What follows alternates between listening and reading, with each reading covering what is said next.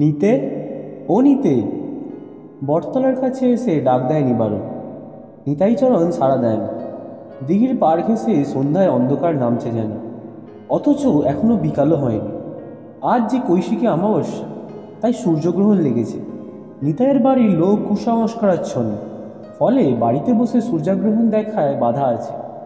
লুকিয়ে বাড়ি থেকে বেরিয়ে নিবারণের বাড়ির সামনে গাছতলায় অন্ধকারে গা ডুবিয়ে সূর্য দেখছে সে। অবাক হয়ে আকাশের বুকে চোখ রেখেছিল সে। ওই একটা অন্ধকার ছায়া এসে ঢেকে ফেলেছিল সূর্যটা। এমন কিছু কি আছে তাহলে, যে মস্ত একটা বড় সূর্যটাকেও ঢেকে ফেলতে পারে? এমন সময়ে নিবারণের ডাক কানে আসে তার। আরে এই নিতে, তোকে বড় বাড়ির কবরেজ ডাকে, চ। বড় বাড়ির কবরেজ মানে শশাঙ্ক মোহন। লোকটাকে ভালোই লাগে নিতায়, কিন্তু এখন সূর্যগ্রহণ ছেড়ে একটুও যেতে ইচ্ছা করছে না তার। মুখ না ঘুরিয়েই বলে, বইলা দে, এখন নিতে যাবে না, গহন লাগতেছে। প্রশ্নর উত্তর মজুদ ছিল নিবারণের। কবরাজ বলেছে দূরবীন দিয়ে দেখবে, আরো ভালো দেখতে পাবি। রাজি হতে আর দেরি হয় না নিতাই। চট করে নিবারণের ভাঙা সাইকেলে উঠে বসে সে। ঘট ঘট শব্দ করে গ্রামের মিঠো পথ দিয়ে গড়াতে থাকে সাইকেল। মিনিট দশকের মধ্যেই ভাসানবাড়ির দালানে পৌঁছে থামে সেটা। আকাশ তখনও আরও খানিকটা অন্ধকার হয়েছে।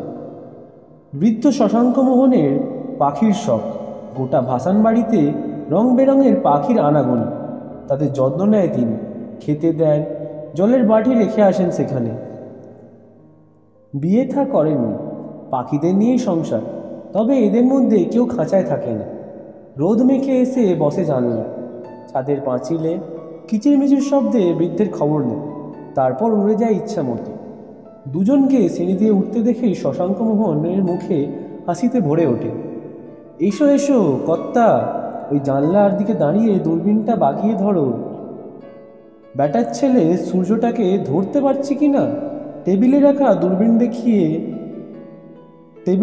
দূরবীনটা দেখিয়ে দেয় শশাঙ্ক মোহন। নিতাই সেটা নিয়ে এগিয়ে যায় জানলার দিকে। নিবারণ মেঝেতে বসে পড়ে। তার আকাশ নিয়ে অত আগ্রহ নেই। সে এই বাড়িতেই বেশিরভাগ সময় থাকে, কর্তাবাবুর যত্ন নেই। শশাঙ্ক মোহনের বয়স হয়েছে, তাছাড়া ইদানিং চোখেও কিছুটা কম দেখেন। তাকে ধরে ধরে সিঁড়ি দিয়ে নামায়, জল এনে দেয়, বাজার করে দেয়।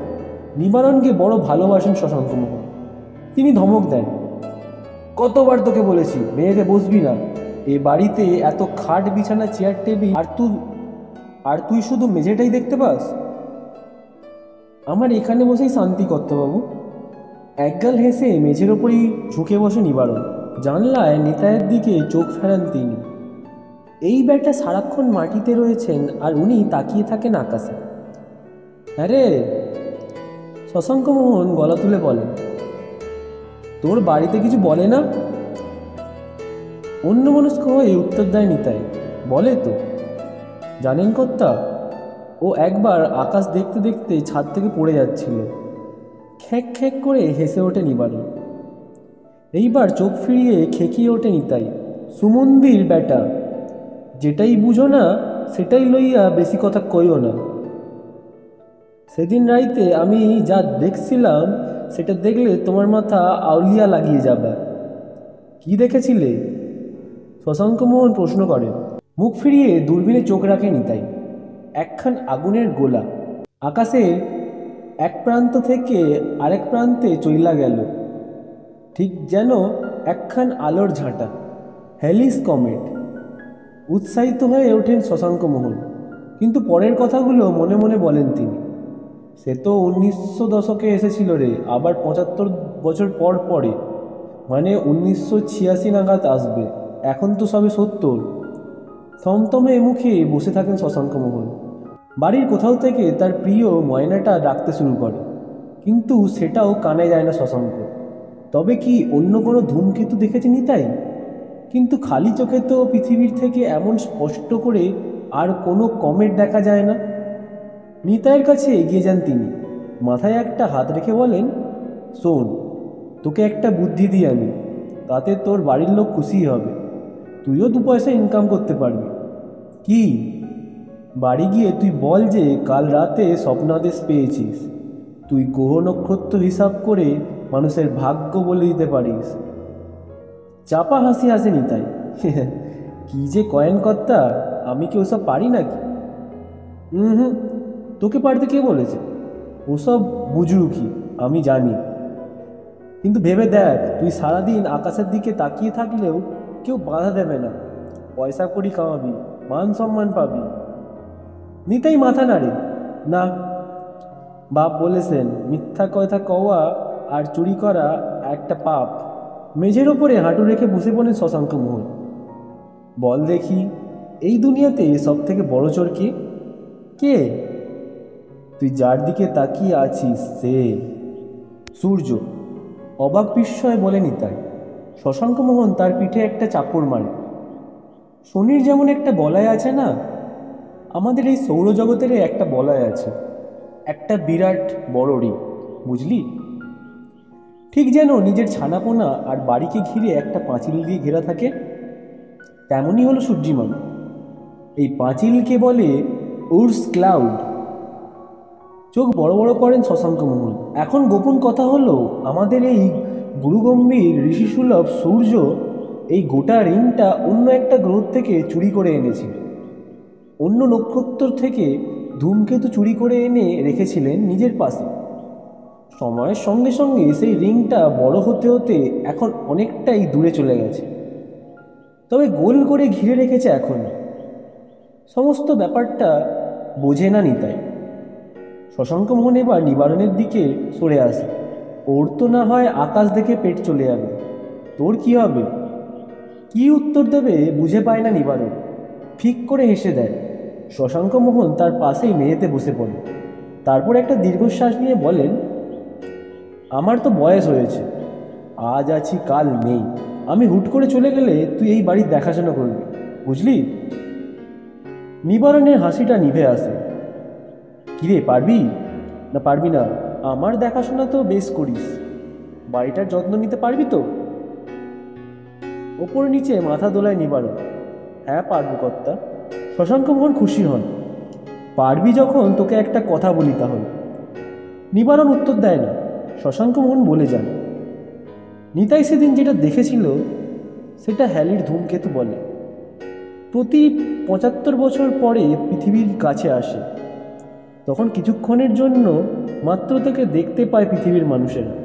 আজ থেকে নয়, লক্ষ লক্ষ বছর ধরে আসছে, আবারও চলে যায়।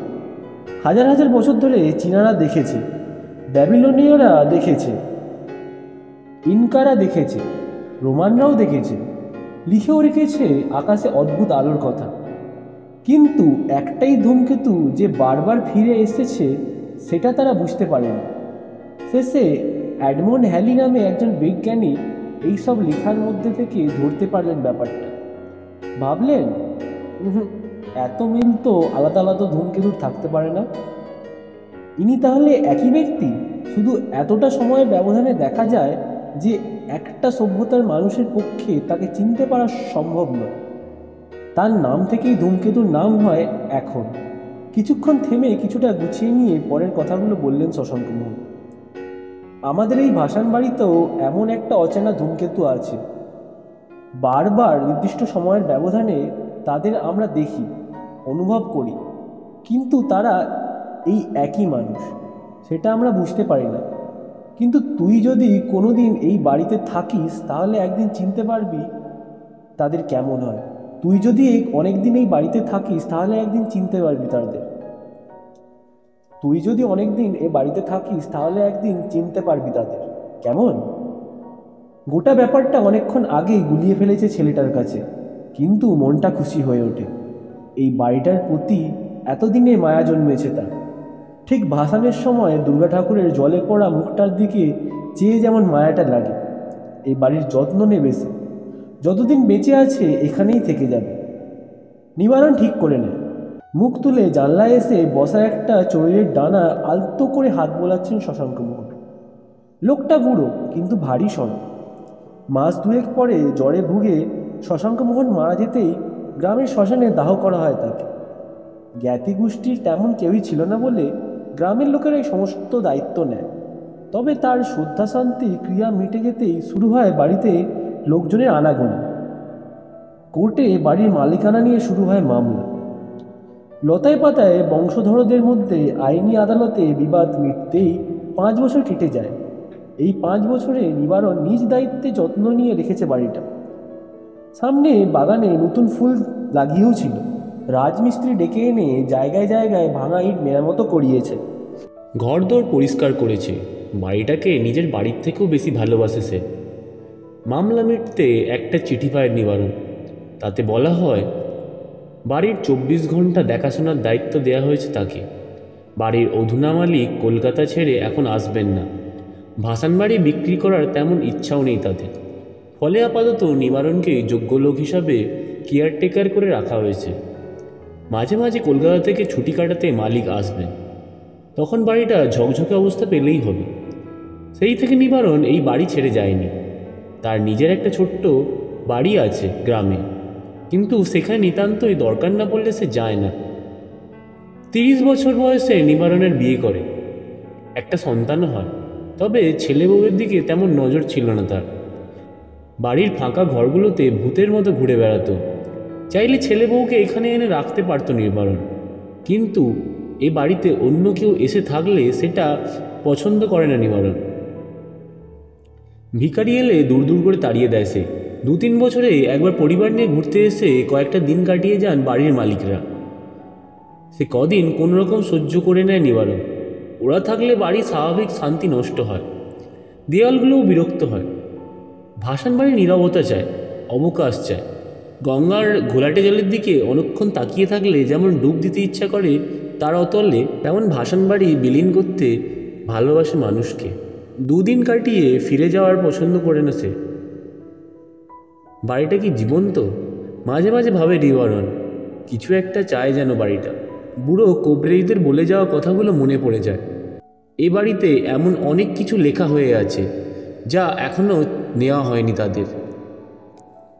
একই মানুষ ঘুরে ফিরে আসে বারবার। শুধু একই মানুষ বলে চেনা যায় না তাকে।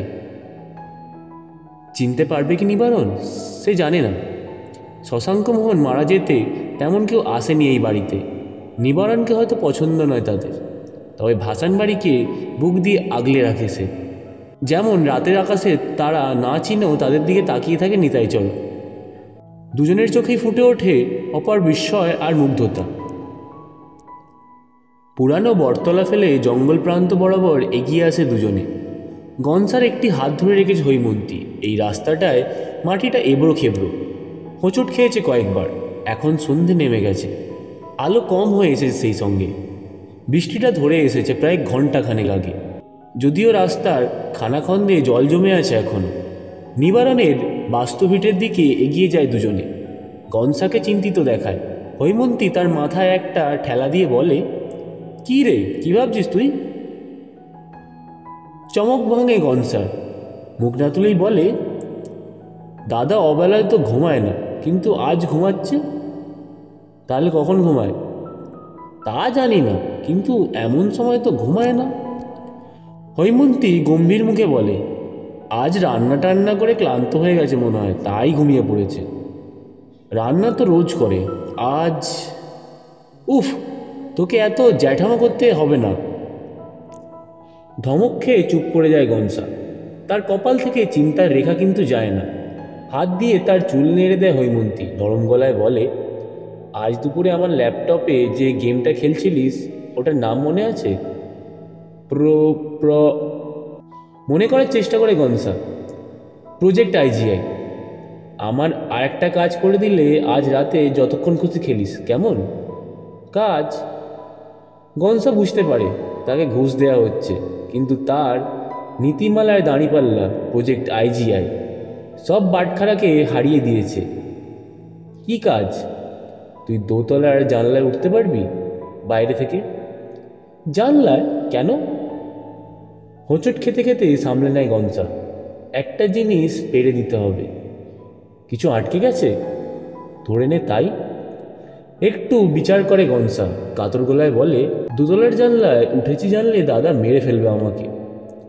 মহা আহম্মক তো। আবার ধমকায় হৈমন্তী, তোর দাদাকে জানাচ্ছে কে?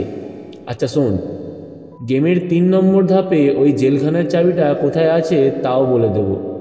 অব্যর্থ নিশানা। গনসা বিমোহিত হয়ে পড়ে। জেলখানার চাবি খোঁজা পাওয়া গেলে পাপের ভয় কিসের। মিনিট 10 পরে নিবারণের বাড়ির সামনে এসে দাঁড়ায় দুজনে। বাড়ি বলতে তেমন আহামরি কিছু না, এক কামরার চালা ঘর। জঙ্গলের ঠিক বাইরের প্রান্ত বলে আশেপাশে কিছু কলা গাছের সার গজিয়েছে। গাছের পাতায় ঢেকে আছে ঘরটা। ভিতর অবধি না ঢুকলে বোঝাই যায় না ভিতরে একটা ঘর আছে বলে। পাড়া প্রতিবেশী বলে কেউ নেই দেখছি, হৈমন্তী দেখতে দেখতে বলে। নিউ কাকা কারোর সঙ্গে কি মিশত না? মানুষজন কি পছন্দ করতো না? নিবারণ ভাসান বাড়ির যত যত্ন নিত, কিন্তু তার নিজের বাড়ির তেমন শ্রী নেই। কোনো রকমে দাঁড় করানো আছে কাঠামোটা। মোবাইল ব্যবহার না করার কারণটা বুঝতে পেরেছি এবার। জল জমা পথে কিছু দূর এগিয়ে আসে হৈমন্তী। পায়ে কাদার ছিটে লাগে তার। নিবারণের বউ আর বেঁচে নেই। অসুস্থ শরীরে এমন অস্বাস্থ্যকর ঘরে লোকটা একাই পড়ে থাকে। হুট করে কিছু হয়ে গেলে চিৎকার করলেও কোনো মানুষ শুনতে পাবে না। কি মনে হতে গনসা বলে, আমার কাকা বলে নিবারণ কাকা নাকি পাগল হয়ে গেছিল। কীরকম পাগল? সাবধানে এগোতে এগোতে বলে হৈমন্তী। ভাসান বাড়ি কাকাকে শুষে নিয়েছে। বিড়বিড় করে হৈমন্তী। বাড়ি আবার মানুষকে শুষে নেবে কি করে? তবে লোকটার মাথায় কিছু একটা ছিট আছে তা তো বুঝতেই পারছি। গনসা পেছনেই দাঁড়িয়ে পড়ে। হৈমন্তী কাঠের দরজায় হালকা একটা ঠেলা দেয়। মিহি শব্দ করে খুলে দেয় দরজাটা। পুরনো লেপ কাঁথা আর ভিজে কাঠের গন্ধ একসঙ্গে নাকে আসে হৈমন্তীর। চাঁদের আলো চালের ফাঁক দিয়ে এসে ঢুকেছে ভেতরে। পায়ের তলার সিমেন্টের মেঝে, তার উপরে কিছু ছেঁড়া আলো ঘুমিয়ে আছে। ঘরটা ফাঁকা। একদিকের বিছানার উপরে চাদর পাতা, আর ওপরের মানুষের শরীরে নেই। এমনকি কারোর শোবারও চিহ্ন নেই। হৈমন্তীর ষষ্ঠ ইন্দ্রিয় জানান দিল এ ঘরে বেশ কয়েকদিন কোনো মানুষের পায়ের ছাপ পড়েনি। সেটা অবশ্য ভুলও হতে পারে। এই বৃষ্টির মধ্যে গেলেন কোথায় নিবারণবাবু? নাকি কয়েকদিন আগে থেকেই বাইরে কোথাও চলে গেছেন তিনি? বিছানাটার দিকে এগিয়ে যাচ্ছিল হৈমন্তী। চোখ পড়ল খাটের পায়ের কাছে দলা পাকানো কিছু একটা পড়ে আছে। সেটা হাতে নিতে গিয়েও আটকে যায় সে। পিঠে একটা শক্ত হাত এসে পড়েছে। চমকে পিছনে ফিরে তাকাতেই অবাক হয় সে। অশ্বিনী দাঁড়িয়ে আছে ঘরের ঠিক মাঝামাঝি। কাঁধের শালটা কয়েক জায়গায় ভিজে গেছে। স্থির দৃষ্টিতে তাকিয়ে আছে হৈমন্তীর দিকে। আমতা আমতা করে বলার চেষ্টা করছে হৈমন্তী, আসলে নিবারণবাবুর সঙ্গে একবার দেখা করতে ইচ্ছা করছিল। দেখা হয়েছে? যেন বরফের ফাটল থেকে বেরিয়ে আসা কথাগুলো। না মানে, গলা আটকে যায়। উনি তো নেই। অপেক্ষা করবেন? হৈমন্তী বোঝে তার পা দুটো কেঁপে উঠেছে। না না, কিন্তু এত বৃষ্টির মধ্যে অসুস্থ মানুষটা কোথায় গেল? চিন্তা হচ্ছে না আপনার? এক পা এগিয়ে আসে অশ্বিনী। একটা খুন হয়ে গেছে, আরও হতে পারে। এই গ্রামটা নিরাপদ নয় আর। আপনাকে আমি বলেছিলাম একা একা কোথাও যাবেন না। আসলে আপনি ঘুমিয়ে পড়েছেন দেখে আর ডাকিনি। জলজলে চোখে একবার হৈমন্তীর দিকে তাকায় অশ্বিনী, তারপর দরজার দিকে ফিরে এগিয়ে যায়। হৈমন্তীর হতভম্ব ভাবটা কাটেনি এখনো। যে ডোজের ঘুমের ওষুধ শরবতে মিশিয়েছিল সে, তাতে অন্তত 8 ঘন্টার আগে জাগার কথা নয় অশ্বিনীর। অথচ এখনো 1 ঘন্টাও কাটেনি। এ কী করে সম্ভব? শুনুন না। কখনো ও অশ্বিনীকে তুমি ছেড়ে আপনি বলতে শুরু করেছে নিজেও খেয়াল করেনি হৈমন্তী। গলাটা স্বাভাবিক করে বলে, ভাবছি কালকের ট্রেনটা ধরবো না, আরও কয়েকটা দিন এখানেই থেকে যাই। মুখ ফিরিয়ে দাঁড়ায় অশ্বিনী। তারপর পরিচিত শিশুসুলভ হাসিটা গোটা মুখ জুড়ে ছড়িয়ে পড়ে। চকচকে মসৃণ মুখের ওপর জ্যোৎস্না খেলে যায় এক ঝলক। আর কথা না বলে ঘর থেকে বেরিয়ে যায় সে। ফাঁকা ঘরের মাঝে দাঁড়িয়ে কয়েক সেকেন্ড অপেক্ষা করে হৈমন্তী। তারপর সতর্কভাবে হাতের কাগজটা সামনে মেলে ধরে। খাটের পায়ার পাশ থেকে কাগজটা আগেই হাতে তুলে নিয়েছিল। কাগজ নয়, একটা পুরনো হলুদ হয়ে যাওয়া ফটোগ্রাফ। নিচে ব্লক লেটারে ছবি তোলার সালটা উল্লেখ করা আছে, 1891। ছবিটা সাদা কালো, এক টুকরো জ্যোৎস্নায় সেটা মেলে ধরতে পারলে রূপলি আলোর ভারে দেখা যায় ছবিটা।